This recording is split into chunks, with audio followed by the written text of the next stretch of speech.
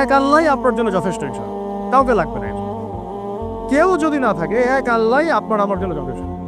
এটা কি বিশ্বাস করেন? কিন্তু এই আল্লাহ পাকই আমাদেরকে বাঁচিয়ে রাখছেন, আল্লাহ পাকের হাতেই আমাদের জীবন, আল্লাহ পাকই আমাদেরকে খাওয়ান। আল্লাহ থাকলে কিচ্ছু লাগে না। আর যারা আল্লাহ নাই, সারা দুনিয়া মিলেও তাকে সুখ দিতে পারবেন, তার কিছুই করতে পারবেন।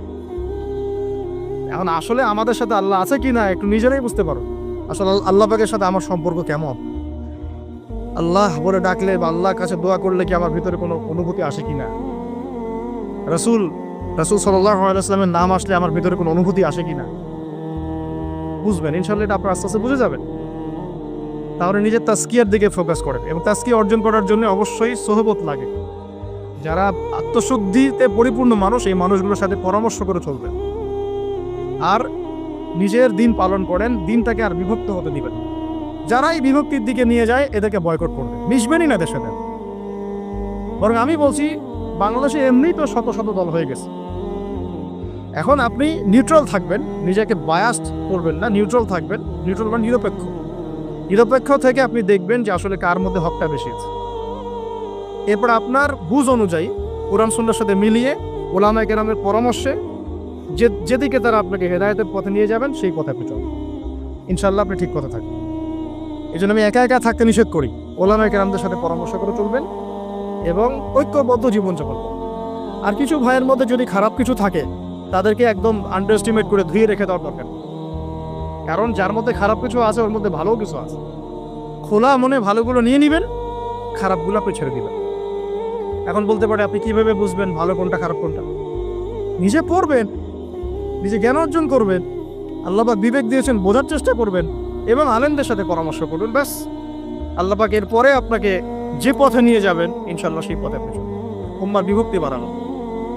এরপরে যখন অর্থনীতির মধ্যে ঢুকবেন, ব্যবসা বাণিজ্য, রিজিক, চাকরি বাকরি, জান চলে গেলেও হারাম খাবেন না। আল্লাহ পাক তৌফিক দান করেন, আপনাকে তৌফিক দেখ, আমাকেও তৌফিক দান।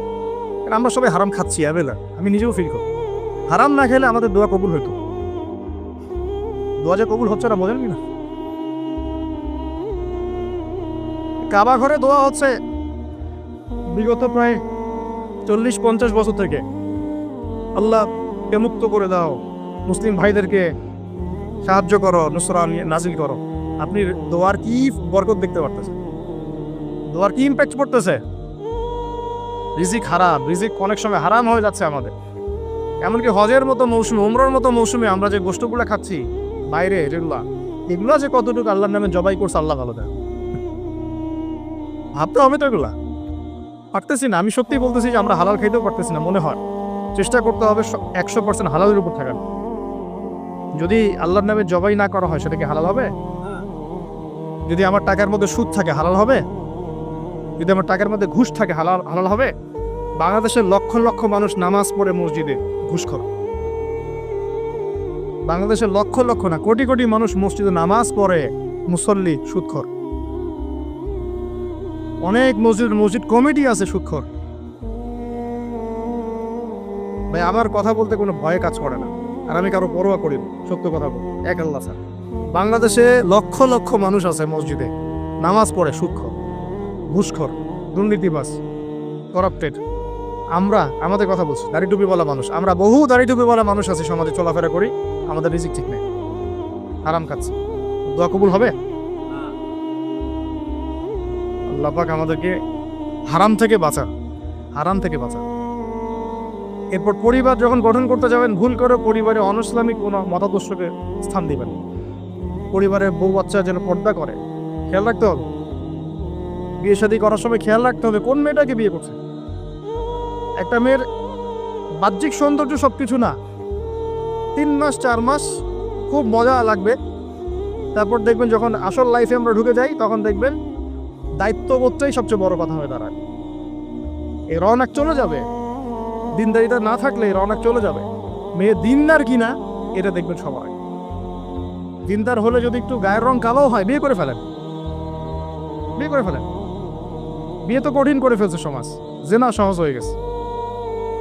মোস্তফা কামাল আতাতুর্ক যখন ক্ষমতায় আসছিল না, আমি সংবিধান চেক করলাম আজকে পড়তে পড়তে এক জায়গায়, ওই সময়কার সংবিধান তুরস্কের, মোস্তফা কামাল আতাতুর্ক যখন 1918 সালের পরে ক্ষমতায় আসছে, ওকে তো ক্ষমতায় বসাইছে ব্রিটেন। এত জানেন হিস্ট্রিটা, আপনারা অনেকেই জানেন যারা পড়াশোনা করে। ও সংবিধানে লিখেছে যে একাধিক বিয়ে করা হারাম, আর অমুসলিম নারীকে বিয়ে করাও বৈধ। সব উল্টাই দিছে। আমাদের সমাজে এখন ওইরকম চিত্র দেখা যাচ্ছে যে আপনি 17 বছরে বিয়ে করতে পারবেন, 17 বছরে আপনি জেনা করছেন, আল্লাহ মাফ করুক। বাংলাদেশে 17 বছর বয়সে জেনা করা ছেলে মেয়ের অভাব আছে? আদমশুমারির মতো এই কুমারিত্ব টেস্ট যদি করা হয় ছেলে মেয়েদের, তারপর দেখা তো বিয়েটাকে সহজ করা উচিত। বিয়ের বয়স একটা ফিক্স করা হয়েছে, এর সাথে তো আমরা এখন যুদ্ধ করতে পারবেন? ছেড়ে দেন, আচ্ছা ফিক্স করছে বুঝলাম। এখন ওই বয়সটা হয়ে গেলেই আপনার সন্তানের বিয়ের ব্যবস্থা করে ফেলেন এবং এটাকে সহজ করে দেন, এত জটিল করেন না, সহজ করে দেন যাতে করে ওরা জিনা থেকে বেঁচে থাকতে পারে। ভাই বিশ্বাস করেন, বহু দাড়ি টুপিওয়ালা মানুষ, এলেমওয়ালা মানুষ এইসব মিম্বরে দাঁড়ায় হক কথা বলতে পারে না জেনার কারণে। এই যে আমরা চলাফেরা করতেছি না, চোখের জেনা তো হচ্ছে অ্যাভেলেবল। অনেক সময় মনেরও জেনা হয়ে যাচ্ছে, মনে খারাপ চিন্তা চলে আসতে পারে, দেখবেন মনের নূরটা নষ্ট হয়ে যায়। তখন আপনার ইমানের ওই তেজটা কাজ করে, ভালো করে খেয়াল করে দেখুন। যখন মনের মধ্যে এই নূরটা নষ্ট হয়ে যায়, কিছু একটা নগ্ন মেয়েকে দেখে ফেলছেন বা একটা মেয়েকে দেখে আপনার অ্যাট্রাকশন তৈরি হয়ে গেছে, হতে পারে, আমরা তো ফেরেশতা না, হতেই পারে। তখন দেখবেন মনের মধ্যে নূরটা নষ্ট হয়ে যায়। ওই সময় আপনি কিন্তু এই ইমানের এই জজবাটা শো করতে পারেন। তখন নবী সাল্লাল্লাহু আলাইহি ওয়াসাল্লাম বলেছেন, তখন যদি বাসায় স্ত্রী থাকে তোমরা স্ত্রীর কাছে চলে যাবা, নিজের প্রয়োজন মিটাই নিবা, তাহলে এই শয়তানির মন থেকে চলে যাবে। তো বিয়ে করিনি, এটা মিটাবে কিভাবে? অনলাইনে ঢুকলেই দেখবেন আপনি নগ্নতা। এই ছেলে পেলে আমাদের সাথে যারা ঢাকায় থাকে এরা যদি আরো জান কি আছে, কি হয়। ছেলে নাই আর মেয়ে নাই, ও নিজে ছেলে। একটা মেয়ের যে চরিত্র খারাপ এটা বোঝার জন্য এতটুকু যথেষ্ট যে ও মোটর সাইকেলের পিছনে বসছে কিভাবে, এটা দেখবেন। একটা আপনার শালীন দিনদার স্ত্রীকে নিয়ে যদি আপনি মোটর সাইকেলে জানো, দেখবেন তার বসার ধরনটা কেমন। আর যাদের সাথে এই যে ফ্রি মিক্সিং এ প্রেম প্রীতির সম্পর্ক করে, এদের বসার ধরনটা কেমন, বসাই আপনাকে বলে দেবে কত বড় বেয়াদব, কত বড় আদবহীন, বেহায়া একান্ত। আমার কথা ইশারা দিচ্ছি, সব তো বলা যাবে।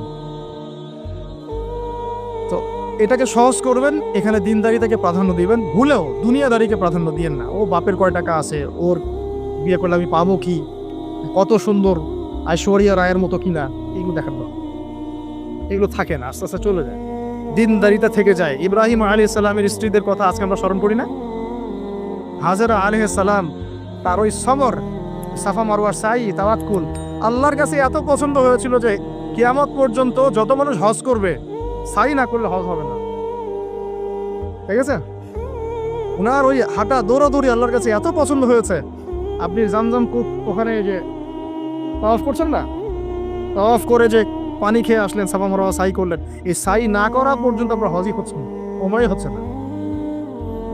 একজন দিনদার মেয়ের দিনদারিতা আল্লাহর কাছে কিভাবে কবুল হয়ে থাকে, আমাদের মেয়েদেরকে বুঝান, বাসায় গিয়ে বোনদেরকে বুঝান, মাদেরকে বুঝান, স্ত্রীদেরকে বুঝান, তাদেরকেও একটা উদ্দেশ্য আল্লাহ পাক সৃষ্টি করেছেন। কি উদ্দেশ্য? তারা যেন ইসমাইলের মতো প্রজন্ম জন্ম দিতে পারে। তাদেরকে সিরিয়াল দেখার জন্য পড়ানো হয়, তাদেরকে এই রং তামাশা করার জন্য আর স্নো পাউডার মেখে বাইরে ঘোরার জন্য পড়ানো হয় না। এবং এটাকে কন্ট্রোল তো আমাদেরকে করতে হবে। এই যে বললাম, কন্ট্রোল করতে গিয়ে যদি দেখেন পারতেছেন, আপনার দ্বারা হচ্ছে না, তখন কি প্রয়োজনে ডিসকানেক্টেড হয়ে যাবেন, তাও নিজের দিনকে ক্ষতিগ্রস্ত হতে দিবেন। কিছু করেন নাই তো, চেষ্টার উপর চেষ্টা করে যাচ্ছেন আপনি 10 বছর, 15 বছর, 5 বছর, 7 বছর, কোনো রেজাল্ট পাচ্ছেন না। আপনি কি করবেন? দিন ছেড়ে দেবেন?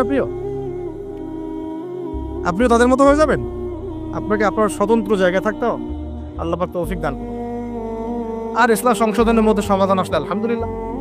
এরপরে বাচ্চা কাচ্চা যেগুলো হবে, এগুলো পয়েন্ট মনে রাখবেন, পড়াশোনা থেকে নিয়ে এই পর্যন্ত বাচ্চা কাচ্চা যেগুলো হবে, এক একটা বাচ্চাকে আগামী দিনের যোদ্ধা হিসেবে গড়ে তুলবে। কি যুদ্ধ করবে তারা? আগে আদর্শিক যুদ্ধ করবে, আদর্শিক যুদ্ধ করবে, যে আমরা ওইসব আদর্শে চলি না, আমাদের নিজস্ব আদর্শ আছে, এটা ইসলাম। আমাদের কিতাব আছে কোরআন, আমাদের সুন্নাহ আছে মুহাম্মদ সাল্লাল্লাহু আলাইহি ওয়াসাল্লামের সুন্নাহ। এরা বৈষয়িক শিক্ষাও শিক্ষিত হবে, ইসলামিক শিক্ষাও শিক্ষিত হবে ইনশাআল্লাহ। এরপরে এদের দ্বারা ইনশাআল্লাহ এমন জেনারেশন আমরা গড়ে তুলব, যেই জেনারেশন আগামী দিনে ইসলামের পতাকা বহন করবে। আমরা যেটা পারি নাই পারি, চেষ্টা চালাবো আমাদের বাচ্চাদেরকে গড়ে তুলবো ইনশাআল্লাহ। করা যাবে না? আল্লাহ পাক আমাদেরকে এই সব উদ্দেশ্যে দুনিয়াতে পাঠাইছে।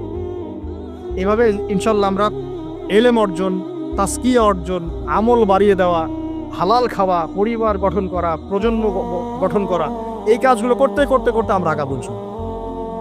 এবং এখন যা চলছে এই ফিতনাগুলো থেকে আমরা নিজেদেরকে দূরে রাখার চেষ্টা করি। আর যেখানে যেখানে যেখানে মুসলিমদের এগেনস্টে এই কাফের, মুশরিক, জালেম, মুনাফিকরা পদক্ষেপ দিবে, আমরা আমাদের সাধ্য মতো এটাকে প্রতিহত করব। আর জবান দিয়ে প্রতিহত করব, নাহলে লিখে প্রতিহত করব, নাহলে কোনো সাহায্য করে প্রতিহত করব, নাহলে অ্যাটলিস্ট দোয়া করে প্রতিহত। কিছুই নাই কমপক্ষে কি করবেন? দোয়া করুন। কিছু নাই কমপক্ষে দোয়া করুন। কিন্তু কোনো অবস্থাতেই আত্মসমর্পণ করবেন না। ওদের সামনে কোনো অবস্থাতেই জালেমের সামনে হাঁটু গেড়ে দিবেন, মাথা উঁচু করে বাঁচবো ইনশাল্লাহ, মাথা উঁচু করে নেব।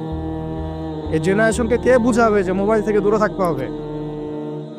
বিনা প্রয়োজনে ফোন ইউজ করবা না, বিনা প্রয়োজনে ফোনে হাতও দিবা না। একটা ছবি তুললে কি হয়? হাজারে আসওয়াদ গুনাহ মাফ হয়। একটা ছবি তুললে কি গুনাহ মাফ হয়? কোনো নেকি হয়? এটা কি পরকালে সুপারিশ করবে? এই মোবাইলের আসক্তির কারণে এই যুব সমাজের চিন্তার ক্ষমতা নষ্ট হয়ে গেছে। বিশ্বাস করেন আমার কথা, আমার কথা বিশ্বাস করেন। এই মোবাইল আসক্তির কারণে এই যুব সমাজ আর চিন্তাই করতে পারে না। সারা দিন ফোনে ব্যস্ত, সারাটা দিন সময় পাইলেই ফোন। আর ফোনে কি? YouTube, Facebook, WhatsApp, Instagram. আমাদের বাপদাদার, এই যে ভাইদের বয়সী যারা এখন 40, 45, 50 এজের মধ্যে আছেন, যারা এই দেশ চালায়, সমাজ চালায়, অর্থনীতি চালায়, তাদের চেয়ে এদের চিন্তা শক্তির লেভেল অর্ধেকেরও কম। আমি আপনাদেরকে গ্যারেন্টি দিচ্ছি, এখন যদি আরেকটা মুক্তিযুদ্ধ হয়, আল্লাহ না করুক, তাহলে এই তরুণ প্রজন্ম কিছু করতে পারবে। আপনি আমার কথা বিশ্বাস করেন। টিকটকের একটা ভিডিওর জন্য এদের কাণ্ডকীর্তি দেখলে মনে হয় যেন মানুষ না গরু না ছাগল, কি আসলে। আর আমরা তো ঢাকা শহরের মতো শহরে থাকি, একটা টিকটকের ভিডিও বানানোর জন্য এরা যে কি করে চিন্তা করতে হবে। কাপড় খুলে ল্যাংটা হয়ে নাচে একটা টিকটকের ভিডিও করার। একজন আলেমে দিন আসছে, তাকে মানে মোবাইলে বিরক্ত করতে করতে তার লেকচারের টপিকটাই নষ্ট করে। আর আমরা যে ওস্তাদদের কাছে পড়াশোনা করি, আমি জীবনে আমার ওস্তাদকে এটা বলার সাহসই পাই নাই, ওস্তাদ আপনার সাথে একটা ছবি তোলা যাবে? আমি আল্লাহ কসম করে বলছি, আমি এই পর্যন্ত আমি যার কথা বলছি তিনি এই উপমহাদেশের অন্যতম একজন শ্রেষ্ঠ মুহাদ্দিস। আমরা তাদের কাছে যাওয়া আসা করি পড়াশোনার জন্য, তিনি জ্ঞান শেখার জন্য। আজ পর্যন্ত আমি কোনোদিন বলতেও পারি নাই যে উস্তাদ আপনার সাথে একটা ছবি তুলতে চাই। বিশ্বাস করেন। কিন্তু এই ওয়াজ মাহফিল, এইটা ওইটা, এইসব জগৎগুলোতে গিয়ে আমরাও নষ্ট হয়ে গেলাম। মানুষের মধ্যে নূর, তাসকিয়া, আদব, মসজিদের আদব কায়দা, ভদ্রতা সব নষ্ট হয়ে গেছে। এবং এর অন্যতম একটা প্রধান কারণ মোবাইল ফোন। আজকের লেকচারের টপিক মোবাইল ফোন না, এই যে কথাগুলো বলতে বাধ্য হলাম। যখন আমরা এখন আলোচনা করতেছি, এই সময় কয়টা বাজে? এখন 12:50। এই সময়ে না জানি কতগুলা মুসলমান এখন শহীদ হয়ে গেল এই সমস্যা, যখন আমরা এখন আলোচনা করতেছি। ঠিক এই সময় না জানি কতগুলা বোন সৈন্যরা তুলে নিয়ে চলে গেল, না জানি কতগুলা বাচ্চার মগজে আবার বোম মারল গুলি। এই সময় যখন আমরা কথা বলছি, আর মিডিয়াতে সংখ্যা আসবে খালি 6,000 মরল, 6,500, 7,000, কোনো ফিলিংসই নাই। মোবাইল ফোনেই আছে, স্ক্রল করে আর দেখে কতজন, ও 10,000 মরছে, তো কি আমি তো আর মরি নাই, আমার দেশও তো আর হয় নাই। বিশ্বাস করেন, আমরা এখন আর কোনো জায়গায় মানুষের পর্যায়ে পড়তেছি। মানুষ কাকে বলা? যার আবেগ অনুভূতি আছে, যার ব্যক্তিত্ব গায়রত আছে, যার সম্মানবোধ আছে, রুচিবোধ আছে, মুসলিম উম্মাহ কাকে বলে? যার একটা অংশে আঘাত লাগলে আর এক অংশ ব্যথা পাবে নাকি ভাই? ভুল বললাম না ঠিক বল? একটা মুসলিম উম্মাহ মানে কি? একটা অঙ্গে আঘাত লাগছে আর একটা অঙ্গ ব্যথা পাবে। আদতে কি হচ্ছে? প্যারালাইজড। ওই যে বলি না প্যারালাইজড, আমাদের মধ্যে প্যারালাইসিস ঢুকে গেছে। জুমার খুতবার সময় এমনি অল্প 5 মিনিট নষ্ট করলাম, আল্লাহ মাফ করুক। সরাসরি কিছু কথা আপনাদেরকে বলি, একদম সরাসরি। আমরা এখন এমন একটা সময় আছি, এই যে এই শেষ জামানায়, এই যুগে ফিতনা থেকে বাঁচা চারটাখানি কথা। আর এই ফিতনা থেকে বাঁচতে না পারলে জান্নাতে যাওয়া যাবে না। এই ফিতনাগুলো শুধু রাষ্ট্রে আর বিশ্বেই নাই, আমাদের রিজিকেও ঢুকে গেছে, পরিবারেও ঢুকে গেছে, সমাজও ঢুকে গেছে, ধর্মেও ঢুকে গেছে। আমি সরাসরি কথা বলছি। রাষ্ট্র, বিশ্ব, অর্থনীতি, সমাজ, পরিবার, ধর্ম আর সংস্কৃতি, এমন কোনো ক্ষেত্র বাকি নাই যেখানে ফিতনা ঢোকে নাই। এখান থেকে বাঁচা চারটাখানি কথা না। এখান থেকে বাঁচতে হলে আমাদেরকে প্রথমে যেটা করতে হবে, আগে দিনের জ্ঞান অর্জন করতে হবে। আপনি এই জেনারেশনকে জিজ্ঞাসা করেন, আমাদের স্বপ্ন তো এই জেনারেশন কি নেই নাকি? যাদের বয়স 50 হয়ে গেছে তারা আর কি করতে পারবেন দিনের জন্য? হয়তো তারা 20-30 বছর পৃথিবীতে থাকবেন, হাইয়েস্ট, আল্লাহ ভালো জানেন। আগামী বিশ্বকে কে নেতৃত্ব দিবে? যাদের বয়স এখন 20 থেকে 40 অথবা 10 থেকে 30, এই তো এই জেনারেশনকে আপনি দেখেন তাদের কত % কোরআন তেলাওয়াত করতে জানে। আপনি এই যে আজকে যারা আসছে সবার কোরআন তেলাওয়াতের টেস্ট নেন, একজন আলেমের সামনে বসান, একজন একজন করে ডাক, দেখেন সূরা ফাতিহা পড়তে পারে কবে। এই মুসলিম উম্মাহ মার না খেলে কোন মুসলিম উম্মাহ মার খাবে আমাকে বুঝান। আমি তো বুঝি না, আমার জ্ঞান কর। এই মুসলিম উম্মাহ যদি মার না খায় কোন মুসলিম উম্মাহ মার খাবে? আজকে যারা আসছে এখানে বা এর পরেও আসবে জুমার দিনে, আপনি এদেরকে 5 ওয়াক্ত নামাজে পাবেন। তাহলে যারা 5 ওয়াক্ত নামাজ পড়তেছে না, জুমার নামাজটাকেই দিন মনে করে, আর এই মুসলিম মার না খেলে কে মার? আমাকে বুঝান, আমি বুঝি না, কিছু বিষয় আমি বুঝি না। আবার যারা নামাজ পড়ে তাদের আখলাক, ব্যক্তিত্ব, আখলাক, চরিত্র, সুন্নতের জীবনযাপন, আমরা বলি না সুন্না মাফিক জীবনযাপন, রাসূলের সুন্না মাফিক জীবনযাপন, কতজনের মধ্যে চেহারা, আসুরতে, পোশাকে, আশাকে, কথাবার্তায় সুন্নত আছে। তো যে জাতি তার নবীর সুন্নত ভুলে যায়, সে জাতি কিভাবে বিশ্ব শাসন করবে আর কেন সে মায়ের খাবে না? আমাকে বোঝা সম্ভব? তাহলে প্রথম নসিহতটা ভাই, পড়াশোনা করতে হবে। আর পড়াশোনা শুরু হবে কোন কিতাব থেকে?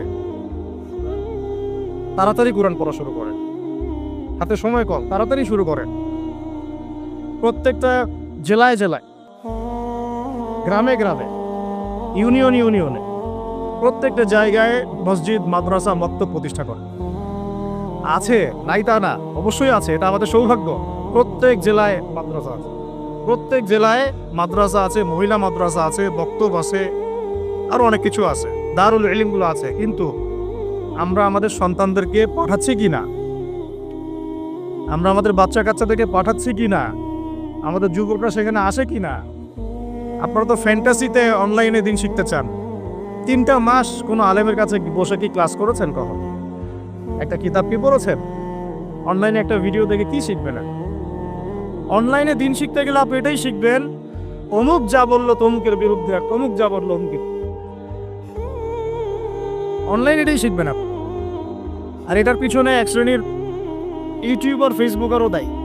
শুধু সে ব্যক্তি দায়ী তা না, এরাও, মিডিয়াও দায়ী আছে। অমুক যা বললো তমুকের বিরুদ্ধে, আর তমুক যা বললো অমুকের বিরুদ্ধে। মানুষ মজা পায়, ওর কন্টেন্টের ভিউ বেশি হয়, কামাই বেশি, দিনের তো ক্ষতি হয়ে গেল। আম জনগণের মধ্যে ইসলাম সম্পর্কে বিরূপ ধারণা সৃষ্টি হয়। বিশ্বাস করেন, আমি অনেক বড় বড় মহলে মেলামেশা করেছি এবং করেও যাই। আমি ফখর করছি না। অনেক সময় এমপি মন্ত্রীরাও পর্যন্ত ফোন করে কথা বলেন যে আপনি অর্থনীতি সম্পর্কে যা বলছেন এর সাথে আমরা একমত। অন্তত এই জায়গায় একমত, আলহামদুলিল্লাহ, তাও ভালো। আমি বলি পরের বিষয়গুলো পরে বুঝবেন, ওগুলোও বুঝবেন পরে ইনশাল্লাহ। আমি ফখর করছি না এটা, কিন্তু সাধারণ মানুষের সাথে মিশে আমি কি জানলাম জানেন? সাধারণ মানুষ, আম জনগণ কি মনে করে বলে, যে ভাই আপনি ইসলাম সম্পর্কে সুন্দর কথা বলেন, ভালোই, সবই ঠিক আছে, কিন্তু আপনাদের আলেমদের মধ্যেই তো ঐক্য নেই। আপনি কাদেরকে নিয়ে দিন ক্যাম্প? আমাকে বলেন, আমি কি উত্তর দিব? কি চাচা, কথা কিছু একটা ভুল? আপনি বলেন, আমি কি অ্যান্সার দিব? যখন তারা এভাবে আমাকে বলবে, আপনি দিনের জন্য কি করবেন, কিভাবে কায়েম করবেন? আপনাদের মধ্যেই তো ঐক্য নাই। আপনাদের এক আলেম আরেক আলেমকে গালি দেয়, আরেকজন আরেকজনের সম্পর্কে গীবত করে, আরেকজন আরেকজনের সম্পর্কে সমালোচনা ধুয়ে রেখে দিচ্ছে, মানে ওয়াশিং মেশিন অনলাইনে ধুয়ে দিবে। আমাকে বলেন কেন মার খাবো না? এমনি তো ঐক্য নাই, তার মধ্যে মানে ঐক্য বিভক্তি বাড়ানোর জন্য আমরা উঠে পড়ে লাগছি। আর কিছু ইস্যু বাস আছে ভিতরে, ইস্যু বাস, আজকে একটা ইস্যু, কালকে আরেকটা ইস্যু, পরশু আরেকটা ইস্যু। এই করতে করতে আসল যে গন্তব্য, আসল যে লক্ষ্য, সেখান থেকে সরে গেল। আসল লক্ষ্যটা কি জানে? যেখানে আমাদের ভাইরা এখন মার খাচ্ছে না, আমাদের আসল লক্ষ্য ওইটাই পৃথিবীর এমন একটা জায়গা যেখান থেকে সভ্যতা শুরু হয়েছে। পৃথিবী মক্কা থেকে শুরু হয় নাই, ওই দিন থেকে পুরো বিশ্বে সভ্যতা শুরু হয়েছে। আজকে থেকে এটা 10,000 বছর আগের কথা, ওখান থেকেই শুরু হয়েছে। আর ওখানেই পৃথিবীর শেষ হবে। ওইখানেই যতক্ষণ পর্যন্ত ঈসা আলাইহিস সালাম না আসছেন এবং ইসলামী খেলাফত আবার কায়েম না করছেন, কিয়ামত হবে না। এই যে আসল জায়গাটা থেকে আমাদেরকে সরাই নেওয়া হয়েছে না? কয়জন ভাবে এটা নিয়ে? কয়জন জানে বা এটা নিয়ে? জানেই বা কয়জন? কিছু মানুষ আছে সারা জীবন হাত বাঁধা নিয়ে আপনাকে ব্যস্ত করে রাখবো। বাঁধবেন কোথায়?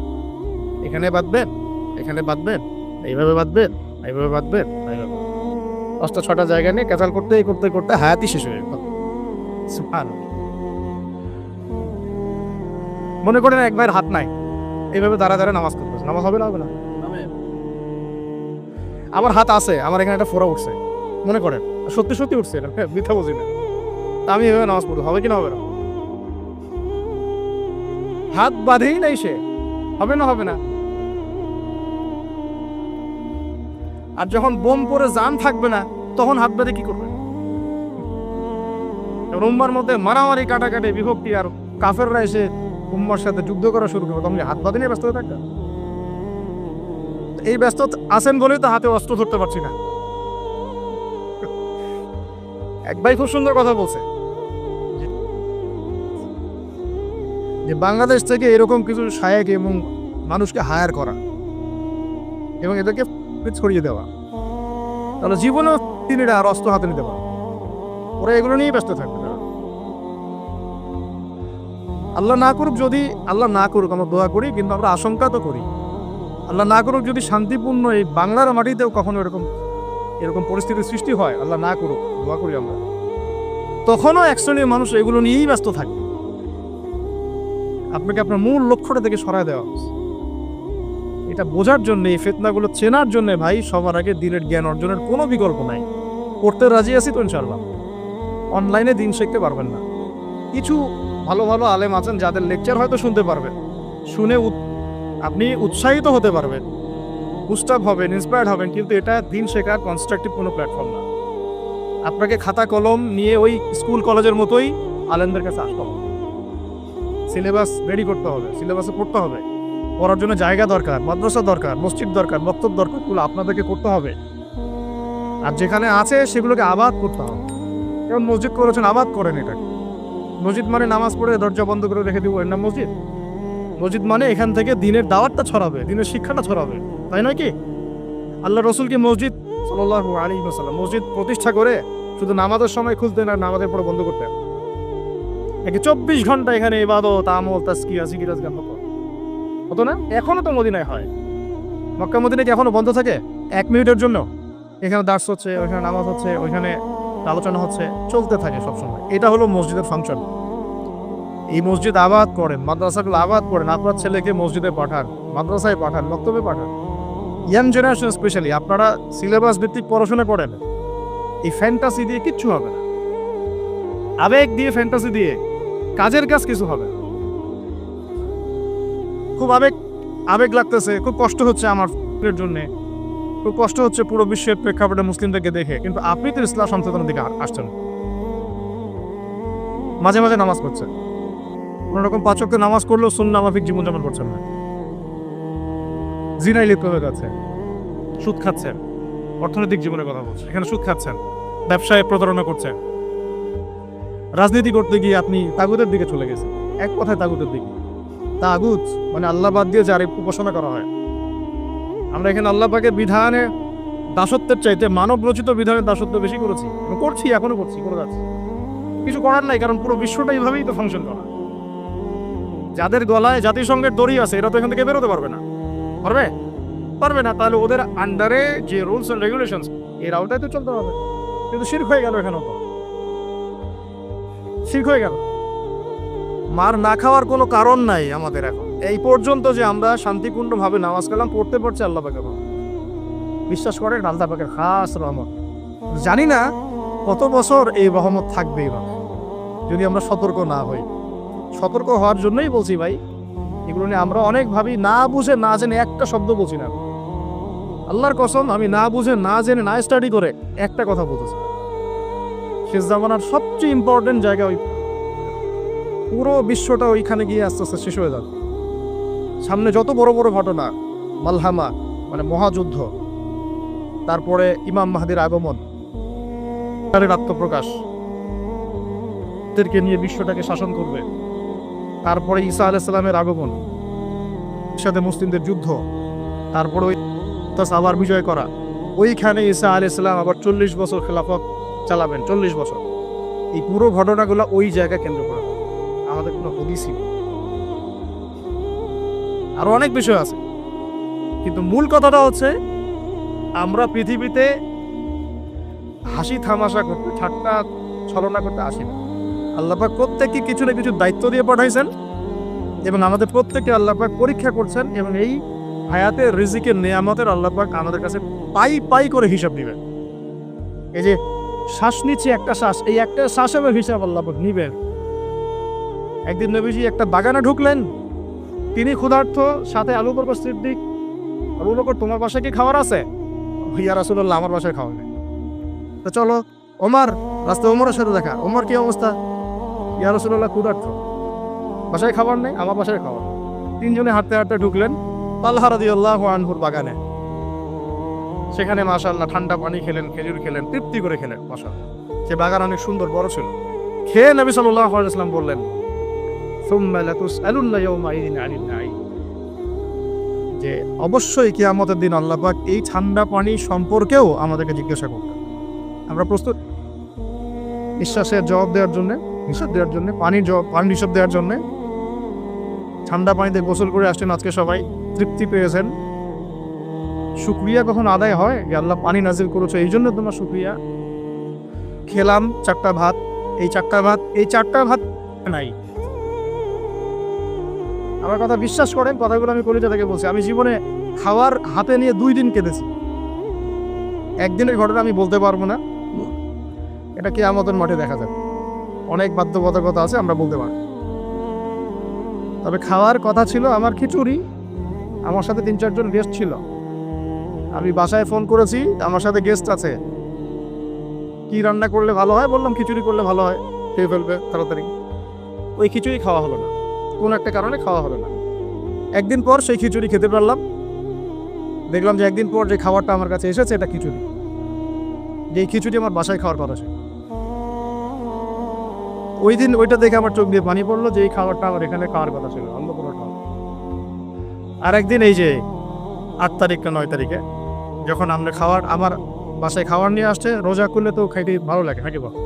ইফতার করার পরে খাবারটা খেতে ভালো লাগে না? শান্তি লাগে। রুটি, গরম গরম রুটি, খাসির গোশত, খুব ফেভারিট খাবার মুসলিমদের।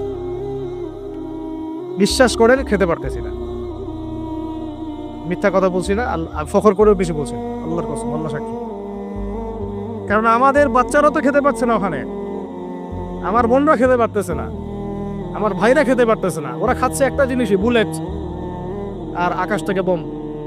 আমরা তৃপ্তি করে খাচ্ছি, একবার ফিকিরও হয় না যে এর জন্য আল্লাহ শুকরিয়া আদায় করতে হবে, আমাদের কৃতজ্ঞতা স্বীকার করা উচিত, ওদের কষ্টে আমাদের ব্যথিত হওয়া উচিত। খাবারটুকু পাঠাতেও তো পারছি না, যে আমরা সবাই 10-20 টাকা করে তুলে 1 কোটি টাকা ফান্ড একটা কালেক্ট করে পাঠাই দিব, এই সুযোগটাও তো পাচ্ছি না। এত সহজ কি ব্যাপারটা? কে যাবে, কে দিবে? আর যারা কাজ করছে তারাও অথেন্টিক কিনা আসলে এই জায়গায় যাচ্ছে কিনা, ওরা পাচ্ছে কিনা, চতুর্দিক থেকে অবরুদ্ধ যায়। আমরা সবাই মিলে আমাদের ভাই বোন শিশুদেরকে ওখানে মরার জন্য ছেড়ে দিয়েছি। এটাই সত্য কথা, এবং এর জন্য পুরা উম্মাকে জবাব দিতে হবে, পুরা উম্মাকেই জবাব দিতে হবে। সবচেয়ে বড় জবাব দিতে হবে আরবের নেতাদেরকে, আশপাশের যারা নেতা আছে এদের, আরবের যে নেতারা আছে এদেরকে বিগত 70 বছর ধরে এরা যা যা করেছে এর উত্তর দিতে হবে, জবাব দিতেই হবে, কোনো উপায় নাই। আমাদেরকেও দিতে হবে, প্রত্যেক রাষ্ট্রপ্রধানকে দেওয়া লাগবে, যে লিখতে পারতো লিখে নাই তাকে দেওয়া লাগবে, যে বলতে পারতো বলে নাই তাকেও দেওয়া লাগবে, যার অস্ত্র দেওয়ার ক্ষমতা ছিল দেয় নাই তাকেও বলা লাগবে, যার মিলিটারি পাওয়ার ছিল সে চাইলে ওখানে ইন্টারভেন করতে পারতো সে করে নাই তাকেও বলতে হবে। আর যারা ওদের সাথে আতাত করে বন্ধুত্ব করেছে এরা তো মুনাফিক, পাক্কা মুনাফিক, পাক্কা মুনাফিক। এরাই তো তারা যারা কাফেরদের সাথে যার নামে তলদেশে থাকবে, মুসলিমদেরকে বাদ দিয়ে মুনাফিক বন্ধুত্ব করেছে, যে না আমাদের ভাই বোনদেরকে মেরে ঝাঁঝরা করে ফেলাচ্ছে, আমি ওর সাথে বন্ধুত্ব করতে পারি? কি বলে আপনাদের ইমান? আর এই কথাগুলো কি উগ্রবাদী কথা হয়ে গেল? সত্যি কথা, সত্যি কথা বলার পরে কি হবে সেটা তো দেখার দরকার নেই, আল্লাহর কাছে আমাকে জবাব দিতে হবে, এটাই আমার ফিকির। তো যারা দোয়া করতে পারবে তারা যদি দোয়া না করে আল্লাহর কাছে জবাব দিতে হবে, যারা বলতে পারে যদি না বলে আল্লাহর কাছে অ্যান্সার দিতে হবে, যারা খাবার পাঠাতে পারতো তারা পাঠায় নাই, আল্লাহর কাছে অ্যান্সার দিতে হবে। একটু ভেবে দেখেন না, আপনার যদি একটা বাচ্চা কখনো এমনি মারা যায় তাহলে আপনার কেমন লাগবে? আল্লাহ না করুক। একটা বাবার জন্য সবচেয়ে কষ্টের কোন সময়টা বলেন? নিজের সন্তানকে দাফন করুন। আমরা তো কখনো করি নাই এটা, আমরা বুঝবো কিভাবে? যে ঘুমটাওয়ালা কিছু লোক বসে বসে অনলাইনে বলতেছে যে এগুলো ফিতনা, এটাই, ওরা কি কখনো নিজের সন্তানকে দাফন করেছে নাকি? কখনো কষ্ট স্বীকার করেছে নাকি? কখনো রিমান্ডে গিয়েছে নাকি? মায়ের খেয়েছে নাকি? কখনো জেল খাটছে নাকি? ও তো সুখে আছে, 3 বেলা খাচ্ছে দাচ্ছে, মাশাআল্লাহ, সুখে শান্তিতে জীবন যাপন। ও কি বুঝবে উম্মার কষ্ট? ও কি বুঝবে বাচ্চাদের কষ্ট, এই মা বোনদের কষ্ট? আর আমরা সর্বোচ্চ বলতে পারতেছি, ব্যাস সচেতনতা তো তৈরি করা দরকার। আপনার ছেলে যদি বলে ওখানে কি হচ্ছে, ওকে বলা উচিত, বাবা ওখানে কিছু শয়তান আছে, এই শয়তানগুলা আমাদের নিরীহ বাচ্চাদেরকে মেরে ফেলছে, তুমি যখন বড় হবা তোমাকে আল্লাহ পাক সামর্থ্য দিলে তুমি শয়তানগুলোকে মেরে ফেল। বাচ্চাকে শেখানো উচিত, ওরা 100 বছর থেকে ওদের বাচ্চাকে এগুলো শিখাইছে, ওরা 100 বছর থেকে ওদের বাচ্চাদেরকে শিখাইছে যে মুসলমানরা হচ্ছে পৃথিবীর সবচেয়ে জঘন্য প্রাণী, ওদেরকে যখনই দেখবা তখনই মারবা, ওদের সাথে শত্রুতা করা তোমার উপর ফরজ, এটা ওরা শিখাইছে ওদের বাচ্চাদের। আমাকে বলেন, কোনো মানুষ, একটা সুস্থ স্বাভাবিক মানুষ হাসপাতালে বোমা ফেলতে পারে কি? বলেন, সে হোক বা খ্রিস্টান বা হিন্দু বা বৌদ্ধ বা মুসলিম, মুনাফিক, যেই হোক, কোনো মানুষ কি হাসপাতালে বোম ফেলতে পারে? কিভাবে ফেলল? তাহলে কি পরিমাণ ক্ষোভ তারা ভিতরে ভিতরে লালন করে আপনার কি বোঝার বাকি আছে? ওরা সুযোগ পাইলে একটাকেও ছাড়বে না, সবাইকে মেরে খাবে। এই জন্য অল্প অল্প করে আগাচ্ছে, অল্প অল্প, আস্তে আস্তে। আমি এটা নিয়ে বিস্তারিত আলোচনা করছি বিগত প্রায় 1 মাস থেকে, আরো 5 বছর থেকে বলে আসতেছিলাম। লাস্ট 1 মাসে আপনারা দেখছেন এখন কি হচ্ছে। ধারাবাহিক এরকম সেশন আসবে ইনশাল্লাহ, আরো অনেক কথা আছে। কিভাবে এই জায়গাটা রাষ্ট্র, এটা 4টাখানি কথা না, বিশাল হিস্ট্রি। এমন অনেক সময় হয়েছে, এগুলো কিছুই না, এমন অনেক সময় হয়েছে 1 দফাতে 2.5 লক্ষ মানুষকে মেরেছে তারা ওই জায়গাতে, 1 দফাতে। 1940 সালের কথা বলছি, এক্স্যাক্টলি 1939 সালের জুলাইয়ের দিকে কথা, 1939 সালের দিকে কথা বলছি। ওই সময় এরা ওখানে এদের মধ্যে প্রায় 2.5 লক্ষ মানুষকে মেরেছিল। 2.5 লক্ষ মানুষ উপরে কি মনে হয়? এভাবে যদি আমি পরিসংখ্যান দিতে থাকি, এখানে আজকে 3-4টা বাজে। আমার কাছে কিতাবও আছে রেডি করা, ইনশাআল্লাহ আল্লাহ পাক চাইলে ওটা পাবলিশও হবে ইনশাআল্লাহ। তখন আপনারা বাসায় পড়ে নিয়ে দেখেন কি হচ্ছে। আর তো মূল কথাটা হচ্ছে, ভাই আমি তো দোয়া করতে পারি, আমার তো করা উচিত, আমার ব্যথিত হওয়া উচিত, আমার কুনুতে নাজেলা পড়া উচিত। যদি আমার আরো বড় সামর্থ্য থাকতো, অ্যাটলিস্ট ওখানে ত্রাণ পৌঁছানো উচিত ছিল, বা আরো যদি বড় ক্ষমতা আল্লাহ পাক আমাকে দিতেন, তাহলে ওদের মুখের সামনে বলা উচিত ছিল এটা অন্যায়, জুলুম, এর প্রতিবাদে আমরা জাতিগতভাবে পাশে আছি। এবং মুসলিম রাষ্ট্রগুলোর ঐক্যবদ্ধ হয়ে একটা ফোরাম গঠন করা উচিত ছিল ওদের বিরুদ্ধে। কিসের শান্তি চুক্তি আর কিসের নেগোসিয়েশন? কোনো কথা আর বাকি আছে? এদের সাথে একটা ভাষাই বাকি আছে এখন, অস্ত্রের ভাষা, যুদ্ধের ভাষা। একটা ভাষাতেই কথা বলা বাকি আছে, আর কোনো ভাষাই নেই এদের সাথে কথা বলা। হাসপাতালে বোম ফেলে 600টা মুসলিম বাচ্চাকে হত্যা করে ফেলছে, তোমার সাথে কিসের কথা? একটা কথাই হতে পারে, সেটা হলো যুদ্ধের ভাষা, অথবা এই পুরা ভূমি থেকে তোমরা চলে যাবে পশ্চিমে, পুরা ছেড়ে দিবা। এটাই ছিল আমাদের ভাষা। কিন্তু বিগত 75 বছর ধরে আমরা এগুলো করতে পারি না। একটা দুটো বছর না রে ভাই, 75 বছর ধরে আমরা এগুলো করতে পারি। আমি এখানে গলা ফাটায় আমার আবেগ ঝেড়েও কি লাভ হবে তাও জানি না। অ্যাটলিস্ট আমরা আমাদের জবাবটা তো আল্লাহর কাছে দেওয়া লাগবে। আল্লাহ পাক আপনার অপারগতাও জানেন, আপনার সামর্থ্যের সীমাও জানেন। আল্লাহ পাক দেখবেন এর মধ্যে থেকে আপনি কি করেছেন, দেখবেন কি না? এখন ভাই আমাদের কি এইসব মোবাইল, সেলফি, হাবিজাবি এগুলোই জীবন? না, আমাদের কি চিন্তা করতে হবে? একটু চিন্তা করতে গেলে প্রথম সলিউশন পড়াশোনা করতে হবে, কোরআন পড়তে হবে।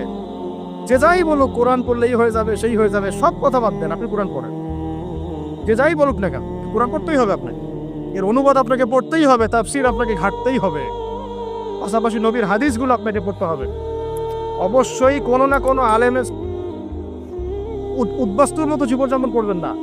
এই 10-20 জন সার্কেল নিয়ে ওলামায়ে কেরামদের মধ্যে যারা হক্কানি ওলামায়ে কেরাম, তাদের কাছে এসে পরামর্শ করে চলাফেরা করবেন, যাতে আপনি বিভ্রান্তির শিকার না হন, পরামর্শ করতে পারেন। বাংলাদেশে কি আলেম ওলামার অভাব আছে? যত তাদের মধ্যে বিভক্তি থাক, যতই তারা একে অপরের সাথে কলুশনে থাক না কেন, যত দল থাক, তারপরেও আপনি ওলামায়ে কেরামের সাথে দেন, তারপরে তাদের জবাব তারা দিবে, বাট আপনি আপনার জায়গার দায়িত্বটা পালন করবেন। এবং হকপন্থী চিনে নেবেন। হকপন্থী আর মুনাফেক চেনার সবচেয়ে উপযুক্ত সময় কোনটা সেটাও বলে দিই। হকপন্থী ওলামায়ে কেরাম আর মুনাফেক যারা মুসলিম উম্মার ভিতরে কাজ করছে আমাদের মতো লেবাস পোশাকে, এটা চেনার, ফাইন্ড আউট করার সবচেয়ে শ্রেষ্ঠ সময় হচ্ছে উম্মার এই সংকটপূর্ণ সময়গুলো। উম্মার উপর যখন কোনো বিপদ আপদ, বালা মুসিবত, সংকট আসবে, আপনি এমনি বুঝতে পারবেন কারা মুনাফেক কারা হকের উপর। যদি আপনার বিবেক থেকে থাকে, আপনার বুঝ থেকে থাকে, এরপরেও যদি না চিনতে পারেন, অন্ধ, আপনার মতো একচোখ অন্ধ। এই মাজলুমদের বিপক্ষেও বহু আলেম কথা বলে নাই, বাংলাদেশে বলে নাই। আপনাকে আমি আর কিভাবে চিনাবো, কিভাবে চোখে আঙ্গুল দিয়ে চিনাবো যে আসলে কারা হকপন্থী কারা বাতিলপন্থী? এটুকু তো আপনার দায়িত্ব চেনার। কিভাবে এভাবে তাদের সাথে আপনি নিজের জীবনটা নষ্ট করে ফেলতেছেন? সুবহানাল্লাহ। আল্লাহ পাক আপনাদেরকে হেফাজত করুন, সঠিক পথে রাখুন, ওলামায়ে কেরামের সোহবতে থাকুন, হকপন্থী ওলামায়ে কেরাম। আর ভাই, প্রতিদিন যে সুন্নাহগুলো আছে এগুলো আমল করেন, নিজের উপর একটা সংশোধন নিয়ে আসুন। আল্লাহ পাক ততক্ষণ পর্যন্ত আমাদেরকে বিজয় দিবেন না যতক্ষণ না আমরা পরিপূর্ণ ইসলামে প্রবেশ করতেছি। পরিপূর্ণ ইসলাম মানে কি শুধু জুমার নামাজ পড়া, শুধু ঈদের নামাজ পড়া? আমাকে বলেন, আপনারা তো জানেন সবকিছু। পরিপূর্ণ ইসলাম মানে কি? 5 ওয়াক্ত নামাজ তো আপনাকে পড়তে হবে। আল্লাহ যদি তৌফিক দেন, সামর্থ্য দেন, তাহাজ্জুদও পড়তে হবে, চেষ্টা করতে হবে, নফল আমল বাড়াই দিতে হবে, জিকির আজগার, তেলাওয়াত, তাসবিহ, তাহলিল বাড়াই দিতে হবে, আল্লাহর কাছে কান্নাকাটি বাড়াইতে হবে, ফিতনা থেকে দূরে আসার চেষ্টা করতে হবে, এই জগতের মোহ ছাড়তে হবে। যতটুকুতে আমার জীবন চলে যায়, বাস এতটুকুতেই। আমি এইভাবেও বলতেছি আপনাদেরকে এখন সরাসরি, নিজেদের আপনজনদের মধ্যে, পরিবারের মধ্যে, বংশের মধ্যে কেউ যদি আপনাকে দিনের পথে চলতে বাধা প্রদান করে, ফিতনা সৃষ্টি করে, আপনি তার থেকেও নিজেকে সরা রাখুন। দিন আপনার, জীবন আপনার, মানে আদিন আমার, জীবন আমার, ইহকাল আমার, পরকাল আমার, জবাব আমার। আমার অন্য কারো দ্বারা প্রভাবিত হয়ে দিন নষ্ট করা যাবে না, যাবে? অনেক সময় হয় না, আমাদের বংশে, পরিবারে, কাছের অনেক মানুষ আপনাকে দিনের পথে চলার ক্ষেত্রে প্রতিবন্ধকতা সৃষ্টি করতেছে। আমি বলতেছি না ওদের সাথে আপনি সম্পর্ক নষ্ট করে দেন, কাট অফ হয়ে যান, এটা বলতেছি না। বলতেছি আপনি ইসলামিক দূরত্ব মেনটেন করেন, নিজেকে নিয়ে থাকেন, আপনি আল্লাহকে নিয়ে থাকেন। তাকে আমাদের বড় বড় ইস্যুগুলো নিয়ে বেশি কথা বলা উচিত। মুসাফা এক হাতে হবে না, 2 হাতে, এর জন্য কি জান্নাত জাহান্নামের ফয়সালা হয়ে যাবে? তাই মনে হয় আপনাদের? সুবহানাল্লাহ। একজন বলছে ইশারা করতে হবে তাশাহুদে এভাবে, আরেকজন বলছে একটু নড়াতে হবে।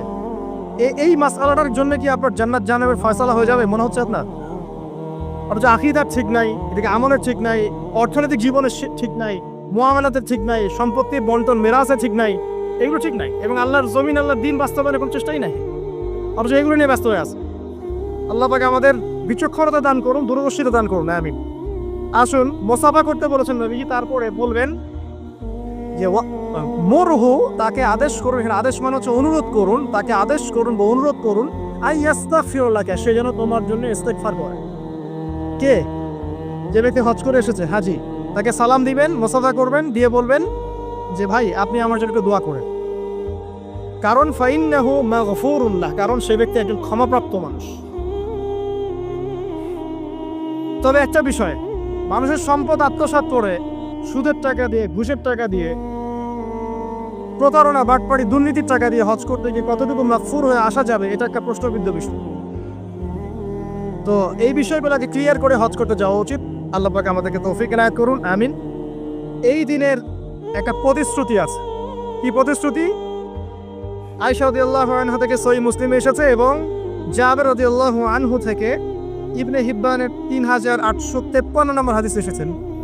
আল্লাহ রাব্বুল আলামিন এই দিনে হাজীদেরকে দেখে বলেন, যারা আরাফার মাঠে এসেছেন তাদেরকে দেখে বলেন যে আমার এই বান্দারা দূর দূরান্ত থেকে সফর করে এখানে এসেছে, ওদের চেহারাগুলো তাকিয়ে দেখো, ক্লান্ত, ক্লিষ্ট, চুলগুলো এলোমেলো, পরিশ্রান্ত, তারা আমার রহমতের প্রত্যাশী, অথচ তারা কেউ আমার আযাব দেখে নাই। হে ফেরেশতারা, তোমরা সাক্ষী থাকো, আমি তাদের সবাইকে মাফ করে দিলাম। এবং নবী সাল্লাল্লাহু আলাইহি ওয়াসাল্লাম বলছেন যে আজকের দিনে যত মানুষকে আল্লাহ পাক জাহান্নাম থেকে মুক্তি দিবেন, অন্য কোনো দিনে এত মানুষকে আল্লাহ পাক মুক্তি দিবেন না। আল্লাহ পাক আমাদেরকে সবাইকে জাহান্নাম থেকে মুক্তি দান করুন, আমিন। তো শেষ যে বিষয়টার দিকে টাচ করে আমি কনক্লুশন দিকে যাবো, সেটা হলো উম্মতে মুহাম্মাদির জন্য আজকের দিনের মধ্যে স্পেশাল কি বলেন তো? এটা হচ্ছে আমাদের মূল পয়েন্ট। আজকের দিনে ফজিলত জানলাম, আমরা আমলগুলো জানলাম, সব ঠিক আছে, কিন্তু আমাদের জন্য আসলে স্পেশাল কি জিনিস? আমাদের জন্য আজকের দিনের স্পেশাল যে বিষয়, সেটা হলো আজকের দিনে দিন ইসলাম পূর্ণতা লাভ করেছে। ইসলামের পূর্ণতা দিবস আজকে। 23 বছর দিন ইসলাম প্রচার করার পরে আজকের দিন আল্লাহ পাক বলেছেন দিন পূর্ণ করে দিলাম। বলছিলেন যে আজকের দিন এই আয়াতটা যদি আমাদের উপর নাজিল হতো, আমরা তাহলে ঈদ পালন করতাম। নবীজি বললেন এটা আমাদের ঈদের দিনই, এটাও আমাদের ঈদের দিন, সমস্যা। তো আমাদের সবচেয়ে ইম্পর্টেন্ট জায়গা এটা যে আজকের দিনে দিন ইসলাম পূর্ণতা লাভ করেছে। এখন ইসলাম যে পূর্ণতা লাভ করলো, এই দিবসটা কতজন জানে যে আজকের দিন ইসলাম পূর্ণতা লাভের দিন? আমরা অনেক দিবসের কথা জানি, আন্তর্জাতিক দিবস, জাতীয় দিবস, পারিবারিক দিবস, জন্মদিন, মৃত্যুদিন, হ্যাঁ, অনেক দিবসের কথা আমরা জানি। ইসলামের পূর্ণতা দিবস কতদিন জানেন? কতজন জানেন? দেখেন, সাংস্কৃতিক আগ্রাসন কোথায় আপনার মূল জায়গাটা নিয়ে যাওয়া হয়েছে। শেকড় ভুলে গেছে মানুষ। এখন মানুষ শেকড় ভুলে বিদেশিদের সংস্কৃতি লালন করছে, কোনো কোনো ক্ষেত্রে বিদেশি প্রভুদের দাসত্ব করছে। 23 বছর নবী সাল্লাল্লাহু আলাইহি সাল্লাম দিনের জন্য অক্লান্ত মেহনত করেছেন। ওহী আসার পর থেকে প্রথম 3 বছর গোপন দাওয়াত দিয়েছেন, একদম গোপনে গোপনে দাওয়াত দিয়েছেন। আবু বকর, ওসমান, ওমর, আলী, এরকম কিছু সাহাবী ইসলাম কবুল করেছেন। আস্তে আস্তে দাওয়াত প্রচার লাভ করেছে। যত প্রসার হয়েছে তত মানুষের অত্যাচার বেড়েছে। এক পর্যায়ে তাকে সাহাবী থেকে আবিসিনায় হিজরত করতে পাঠাতে হয়েছে। তারপর তিনি তায়েফে গিয়েছেন, ওখান থেকে রক্তাক্ত হয়ে মক্কায় এসেছেন। আবার সেখান থেকে ইয়াসরিব, মদিনায় গিয়েছেন। ইয়াসরিবের মানুষ ইসলাম কবুল করেছিল। তারা নবী সাল্লাল্লাহু আলাইহি ওয়াসাল্লামকে আশ্রয় দিলেন, সাহাবীদেরকে আশ্রয় দিলেন। নবীজি সেখানে গিয়ে একটা ইসলামিক কমিউনিটি করলেন, মসজিদে নববী করলেন, সেখানে অর্থনীতি স্ট্রং করলেন, সেখানে একটা ইমারা গঠন করলেন, সেখানে একটা জামা গঠন হলো। এরপরে যখন মুশরিকরা তাদেরকে আক্রমণ করতে শুরু করলো, তখন বদরের যুদ্ধ হয়ে গেল। তারপর উহুদ, তারপর খন্দক, তারপর আপনার যে হুদাইবিয়া, খাইবার, হতে হতে চলতে থাকলো। এক পর্যায়ে পররাষ্ট্রনীতি অ্যাপ্লাই করলেন। রোমের সম্রাটকে দাওয়াত দিচ্ছেন, মিশরের মুকাফিয়াসকে দাওয়াত দিচ্ছেন, পারস্যের খসরুকে দাওয়াত দিচ্ছেন, সব জায়গায় দাওয়াতি কাজ ছড়িয়ে পড়তে লাগলো। 23 বছর অক্লান্ত পরিশ্রম। এক পর্যায়ে এই যে শেষে, একদম জীবনের শেষ পর্যায়ে এসে তিনি বিদায় হজ করলেন। একটাই হজ করেছেন তিনি, নবী সাল্লাল্লাহু আলাইহি ওয়াসাল্লাম একটা হজই করেছেন জীবনে। এবং সেই হজের দিন যখন এই ভাষণ তিনি দিচ্ছেন, তখন আল্লাহ পাক এই আয়াতটা নাজিল করে দিনটাকে পরিপূর্ণতা দান করলেন। আজকের দিনের মূল শেকড়টা কোথায় বুঝতে পারছেন? এই 23 বছরের দাওয়াতি জীবনের পরিসমাপ্তি এখানে। আজকের দিনের পরে আসলে পূর্ণাঙ্গ কোনো সূরা নাজিল হয়নি। সর্বশেষ নাজিল হয়েছে সূরা নাসর, ইযা জাআ নাসরুল্লাহি ওয়াল ফাতহ। এরপরে বিচ্ছিন্ন দুই একটা আয়াত নাজিল হয়েছে, কিন্তু পূর্ণাঙ্গ আর কোনো সূরা নাজিল হয়নি। আজকের দিনের পর নবী সাল্লাল্লাহু আলাইহি ওয়াসাল্লাম মাত্র 80 বা 83 দিন বেঁচে ছিলেন। সর্বশেষ যে কথাটা আমরা শুনবো এখন সেটা হলো নবী করিম সাল্লাল্লাহু আলাইহি ওয়াসাল্লাম আজকের এই দিনে জনগণকে উদ্দেশ্য করে কিছু কথা বলেছিলেন।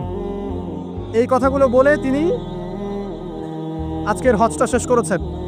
আমরা অনেকেই এই ভাষণটা সম্পর্কে জানি না। আমরা অনেক ভাষণ নিয়ে এখন গর্ব করি। নবী করিম সাল্লাল্লাহু আলাইহি ওয়াসাল্লামের এই যে সর্বশ্রেষ্ঠ ভাষণ, এটা কতজন জানেন? বিদায় হজের ভাষণ। কতজন জানেন বিদায় হজের ভাষণে নবী সাল্লাল্লাহু আলাইহি ওয়াসাল্লাম কি বলেছিলেন উম্মতকে? আমরা একটু আপনাদেরকে শোনাবো, শুনি ইনশাআল্লাহ লেকচারটা শেষ করব।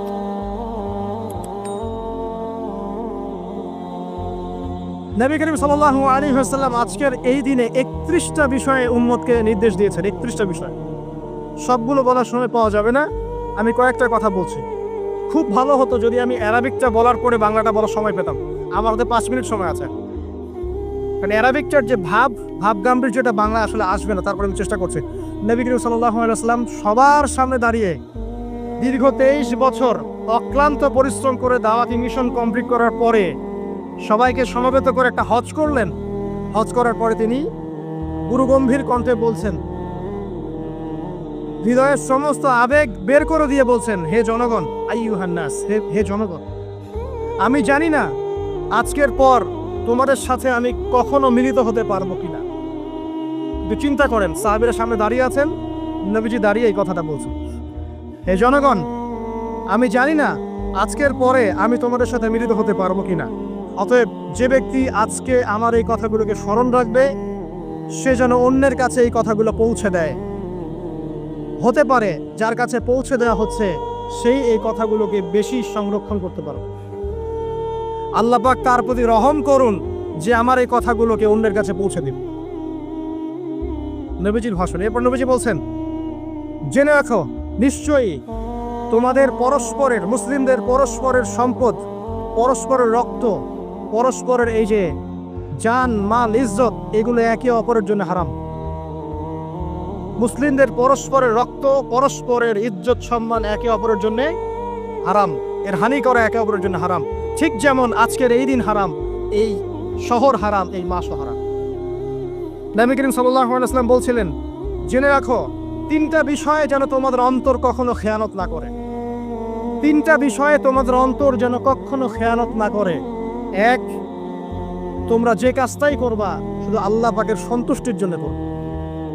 তোমরা যে কাজই করবে শুধু আল্লাহর সন্তুষ্টির জন্য করবে।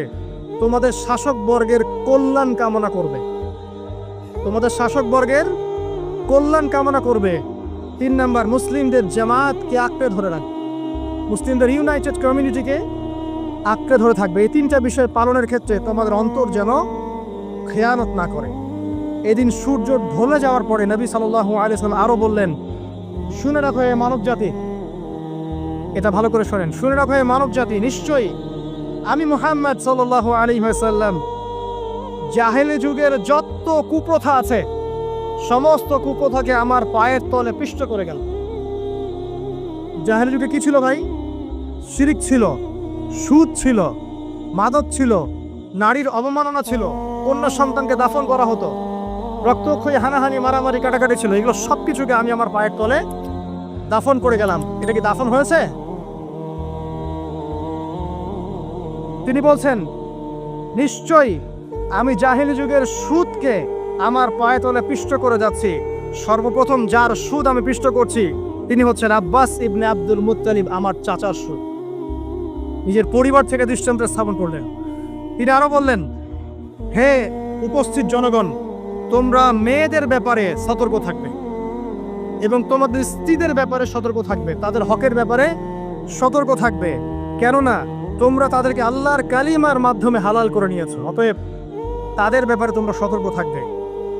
তোমাদের উপর তাদের হক হচ্ছে তোমরা যা খাবে, যা পরবে, তাদেরকেও তাই খাওয়াবে, তাই পরাবে।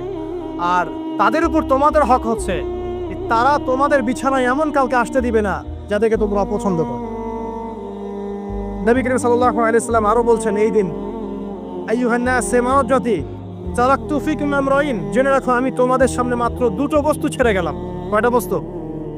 লান তাদিল্লু মা তামাসসাকতুম বিহিমা, তোমরা কোনোদিন পথভ্রষ্ট হবে না যতদিন এই 2টা বস্তুকে আঁকড়ে ধরে থাকবে। কিতাব আল্লাহ, আল্লাহর কিতাব, ওয়া সুন্নতি নবীহি, এবং তার নবীর সুন্নাহ। তিনি আরো বললেন,